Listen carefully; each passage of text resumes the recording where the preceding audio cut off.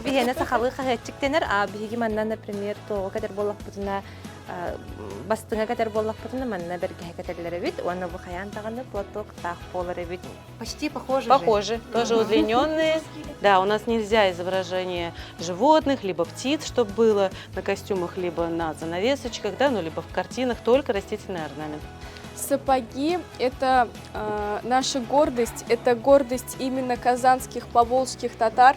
И это не просто сапоги. Видите, здесь везде узор, это сшитые кусочки кожи между собой. Это прям самая настоящая мечеть. Люди сюда приходят, молятся. Эчпучмак, он, правда, такой уже в снегу, как будто этот мукой его посыпали.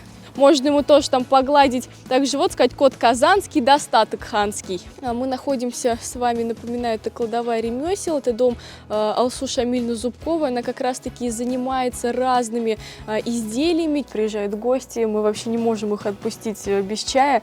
Буманны курдук жетерүт костюмдерин бияга кетерден көрдүлөр.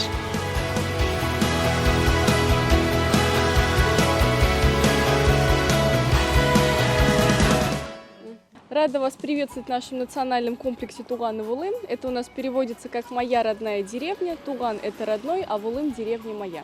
История комплекса, она у нас начинается еще с 2005 года. Как раз в честь тысячелетия Казани у нас построили вот этот вот комплекс Туган и Вулым.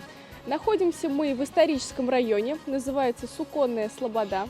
Это у нас еще, может быть, знаете, явный император Петр I, он в свое время здесь основал суконную мануфактуру. Ну и вот как раз-таки распахнулись ближе к тысячелетию Казани вот эти вот наши ворота. Им особое значение уделялось, выполняла как и защитную, так и декоративную, конечно же, функцию. В деревнях, поселках есть вот такая вот мельница. Но, правда, у нас в этой мельнице не увидите вы ни жирнов, ни хлеба и ни муки. Это у нас мельница чудес. Мельница изобилия, также мы ее называем. А что уже там, я вам как раз вот сейчас тоже расскажу. Здравствуйте, Сямисес, проходите, пожалуйста. Вы у нас попали в ремесленный центр «Мельница». Здесь у нас костюмы стилизации 16 века Казанского ханства. Здесь можно у нас одеться, то есть и почувствовать себя казанским ханом, либо царицей, богатой девушкой. А так как мы находимся в деревне, я всех гостей встречаю в татарском деревенском костюме. Это, конечно же, удлиненное платье, фартучек, платочек, завязанный именно по-татарски. Видите, не треугольником, а квадратом. Нижние уголочки снизу, верхние завязываются сверху. А бабушки у нас уже в пожилом возрасте эти уголочки завязывались снизу. Вот. Ну, готовы перевоплощаться? Да. Давайте выберем костюм по размеру и потом сделайте памятные фотографии. Угу. Как у нас тоже у нас холода и у нас только А вот жилет называется, если у мужчин называется чапан, а женский это камзол. Платья все в основном раньше были широкого кроя, так как в обтяжечку нельзя было одевать, да, чтобы посторонние мужчины не видели черты фигуры девушки. Только одному человеку можно было показывать, и платья в основном были на размера 2, даже побольше. Ну, конечно же, еще нательные рубахи одевались, а потом уже нарядное платье. Плечевой пояс одевался именно через левое плечо, прикрывая линии сердца. Так, давайте еще головной убор оденем. Поворачивайтесь ко мне. Так. Держите платочек. Головной убор у женщин был вот такой вот, у богатых остроконечный. У царицы могло достигать до 70 сантиметров. Это показывало статус. Чем выше головной убор, тем богаче девушка. А это среднего достатка, да? Ну нет, просто у нас в дверь просто не пройдут. Знаете, у нас любят по территории погулять гости. Если они будут выходить в такой высокой шапке, то не так удобно, да, все ударяются. У нас есть, вот смотрите, есть вот тут вот шапки, если хотите. Вот, видите, синие, бордовые, вот такая вот. То есть они у нас вот такие высокие. Да, всего лишь 50-40, а так вот, видите, высок. Но они еще были тяжелые. Да, у царицы мог головной убор весить от 1,5 до 2 килограммов праздничный. Так, сейчас еще нагрудник. Нагрудник называется изю. В мужском вот костюме почему-то осталось больше. Вот. Зеркало там, можете пройти все посмотреть, поправить. Эх. Красота. Bu bihene sahalı kahetçik denir. Bihi manna, например, toğa kadar bollak butuna bastığına kadar bollak butuna manna berge kaderlere bit. Onu bu hayan tağını платок так polare bit. Kinler bir izu. İzu bu bihene bollağını ilinke biher bit. Tiger may gınır bollağını kinler manna ağır urut kuta tuğunan hayıllara bit. тугунан детилери таңызға оғыроны кетердерлер эбит. Бу маннык болар. Хеммер тәңгә манның майгынныр болар эбит. Табыл иза кене әми арый атын хоғыс болан берді. Кенені болған арый сетуақта кыз оға кенен көрдік. Бу бейіне бу әдер кыз оға майгынныр, онна бу тәхәл баг байдағынан бу төбәтін туға бәрге хәтә хуна көстер эбит. Төһөнен угундаган хатчынан бай ден болар. Онна холобра калфак тенатта самый гуна хәттон сантиметрга тиен жүктеген кетсә. Сапоги – это наша гордость, это гордость именно казанских, поволжских татар. Он так и называется казанский и чижный шов. Это то, вот чем у нас, каким ремеслом славится. Этим сапогам им более 70 лет. Вот можете даже их взять, вот потрогать. Они такие достаточно потрепанные, старенькие. Вот, но, между прочим, очень хорошо сохранились. Я не видела еще никакой обуви, которая вот больше 70 лет так хорошо выглядела.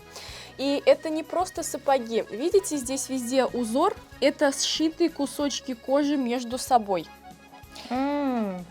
Бралась телячья или козья кожа, она обрабатывалась, красилась, то есть вырисовывался орнамент. И вот здесь, видите, у цветочка вот такой вот ствол идет. Это вот прямая. Вот, получается, на таком станке изготавливались ячиги. Вот этот вот кусочек кожи, он прям настоящий. То есть был разрез, и изнаночной стороной клали вот как раз-таки на этот станок под ремешки. Фиксировали. Внизу вот тут педалька. Она нужна была для того, чтобы ногами зажимать и вот в этой области обеспечить зажим.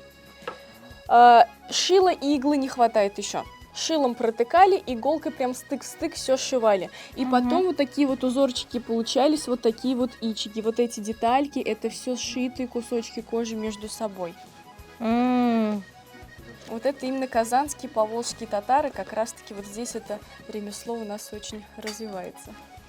Бу бияха манна билигер арабара бик боллагана бу манна тоогугар этербеске бардыгар бар болар битчи бу тоога. Угордара, тохтара барыта, анна хемер форматынан, тугунан хеми бартынан майгынныр бит.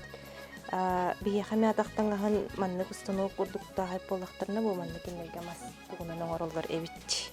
Носят такую обувь, кто может позволить себе каждый день одевать, да, ну, конечно же, в сухую погоду. Вот, а так в основном одевают в театры, на праздники традиционные, да, ну и на свадьбу тоже могут одеть. Мы сегодня вот будем как раз-таки на свадьбе стилизованной. Я думаю, наши гости там тоже будут в таких же сапожках. Бабушки. Да, есть полусапожки, есть чувяки называются, тапочки, там узор только на носике, то есть они разные есть. Сейчас я еще полусапожки, если найду, вам покажу. Смотрите, там все зависит от количества кожи, да, чем выше и больше орнамента, они дороже, чем поменьше, тем дешевле. Вот такие вот есть. Ну, тапочки в основном стоят, наверное, 4-4,5, сапоги могут стоить от 35 и выше. Как у нас унты? Наверное, да. Унты у вас отличные, просто теплые. Мы сами их покупаем. Да. У меня, конечно, есть вот здесь вот такие вот, но это тоже старые, сейчас современные, они, конечно, другие. Вот это вот тоже старенькие, видите, как туфельки сделаны. Вот. Но сейчас, конечно, они другие. И там сумки у нас вот тоже, вот, например, такой вот вариант, это она сама из войлока, а вот этот вот кусочек, он вот как раз-таки тоже уже из кожи сделан. Тут вот прям тоже ниточки вот такие вот, да.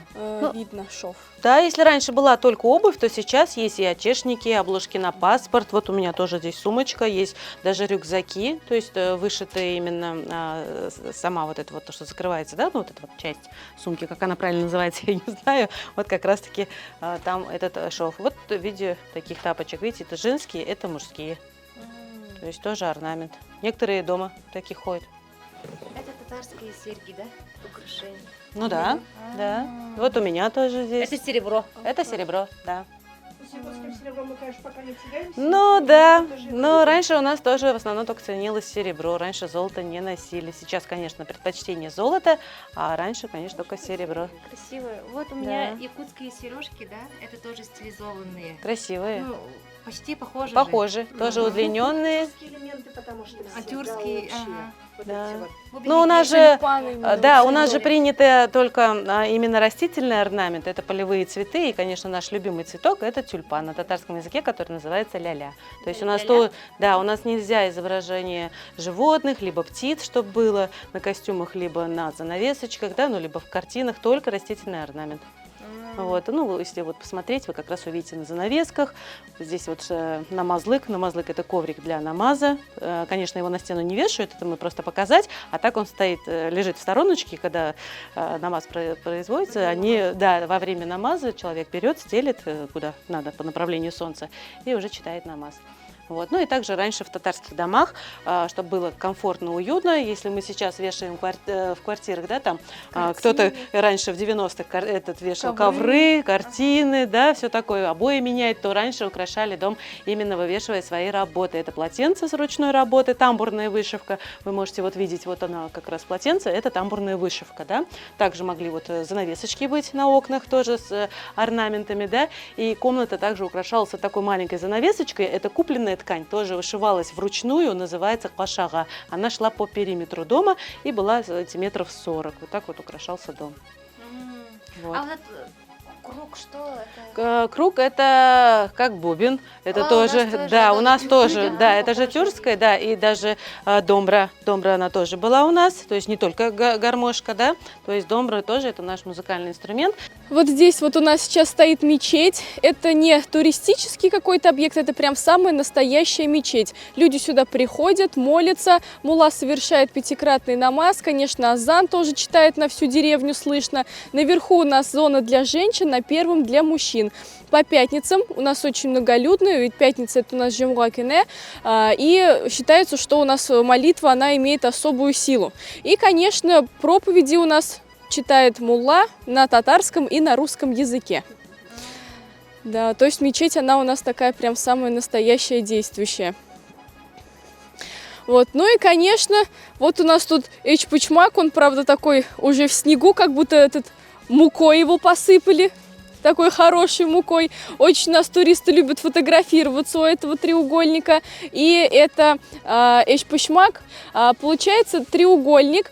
Это блюдо у нас еще очень, на самом деле, давнишнее. Сейчас, если оно у нас идет с картошкой с мясом, то когда-то, когда еще татары были кочевым народом, они у мещан муку забирали, вот такие треугольные пирожки высушивали.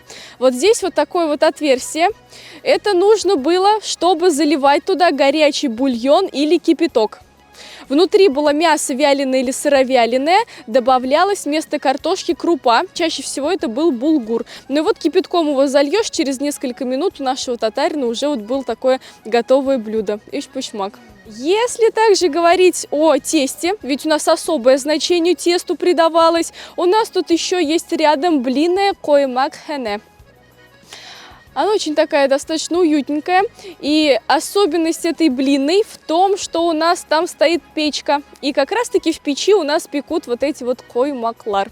Вот как раз тут у нас стоит татарская печь. От русской она тоже отличается. Она почти на метр короче. Не было там лежанки, на ней не поспишь. И рядом еще мог быть встроен котел. Также, если посмотреть, то есть она не встроена в стену, она идет вот чуть подальше от стены.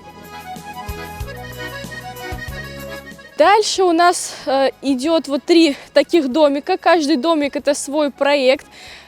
Деревянные радости. На верхушке там самый сидит такой абый, дядюшка, уважаемый человек, и делает разные изделия из дерева. А на первом этаже можно как раз-таки эти изделия приобрести, посмотреть. Тут же у нас это наши казанские символы. Один из них это вот как раз-таки зеланд, это у нас крылатый змеиный царь или дракон его также называют. И, конечно, если казанский, то это у нас алабрыс. Это любимый кот хана, так же, как кот казанский. Можно ему тоже там погладить. Также вот сказать, кот казанский, достаток ханский. Да.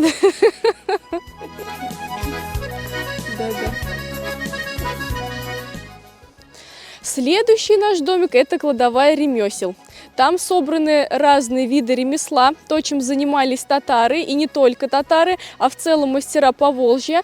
У нас тут когда-то проходил Великий Волжский путь. Останавливались купцы, ремесленники, и наши ремесленники здесь были, и был такой обмен опытом. Мы со съемкой. Здесь у нас находятся это кукмарские валенки. У нас есть, было раньше село, сейчас уже город Кукмар, и там вот большое количество валенок изготавливается. Вот здесь, конечно, больше современные модели. У нас уже, если те, которые были такие старенькие, их уже все разобрали. Тут, получается, у нас, знаете, как и валенки-кроссовки. Это валенки тоже, кроссовки. Есть даже такие, как валенки на платформе. Бывает, привозят даже валенки на каблуках. Вот, то есть все, что вы здесь видите, это вот валенки. Очень такие разные, красивые, конечно же, теплые.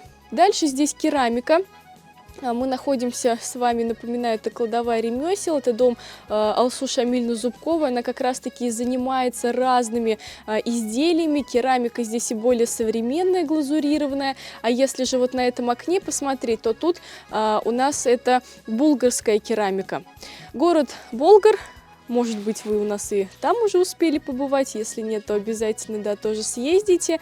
И вот эти вот изделия, которые тут находятся, это копии тех изделий, которые находили при раскопках, и сейчас оригиналы хранятся в Болгаре в музее. А Алсу Шамильевна Зубкова, она вот как раз-таки до чуть ли не малейших штришочков делала вот такие копии. Здесь могли козы, бараны. После X века, когда уже Волжская Булгария принимает ислам, больше геометрии становится и цветочного орнамента.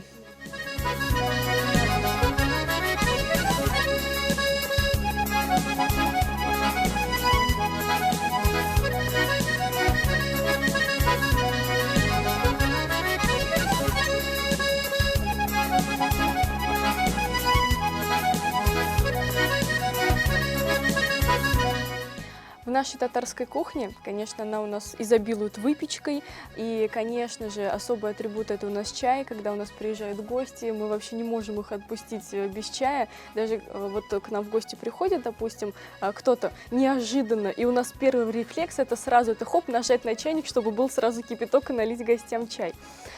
Он у нас пьется с травами, конечно, это и чебрец, душица, она же мятрушка у нас называется. Он, чтобы был такой пряный, душистый, и есть особый такой даже рецепт, вот у нас домашний, поделюсь, по завариванию чая. Сначала чайник нужно обжечь кипятком, и после этого положить туда травы. Как раз кладется мята, душица, черный чай заваривается, это все смешивается, и уже после этого он заваривается крутым кипятком, закрывается даже носик чайничка, чтобы ни одна паринка не выходила, и он уже накрывается таким хорошим, теплым, мягким полотенцем, чтобы как раз-таки чай тоже был очень мягкий. Оставляется где-то минут на 25, и после этого как раз-таки разливается либо по пиалочкам, чаще всего уже в современном мире мы, конечно, пьем из вот этих вот чашечек.